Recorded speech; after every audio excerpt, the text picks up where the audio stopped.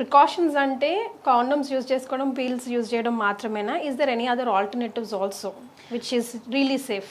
For birth కంట్రోల్లో usually పిల్లలు వద్దు, పోస్ట్పోన్ చేసుకోవాలనుకున్న ఆర్ ఆల్రెడీ ఒక బాబు ఉన్నారు వద్దు అనుకున్న వాళ్ళకి వీళ్ళల్లో ఏంటంటే వాళ్ళ ప్రొఫైల్ని బట్టి మెడికేషన్ ఉంటుందండి. అందరికీ బర్త్ కంట్రోల్ పిల్స్ పెట్టలేము, అలానే అందరికీ కాపర్ టీ కూడా పెట్టలేం.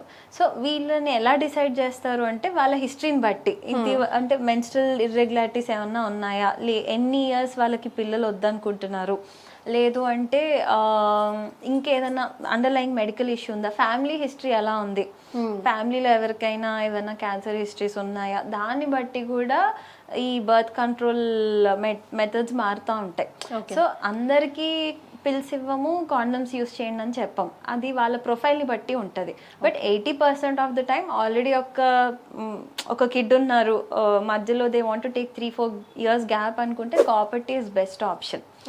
ఓకే, అండ్ ఇదే జస్ట్ ఒక 3 months పోస్ట్పోన్ చేయాలనుకుంటున్నారు ఆర్ 6 months పోస్ట్పోన్ చేయాలనుకుంటున్నారు అనుకుంటే వాళ్ళకి బర్త్ కంట్రోల్ పిల్స్ చెప్తాం.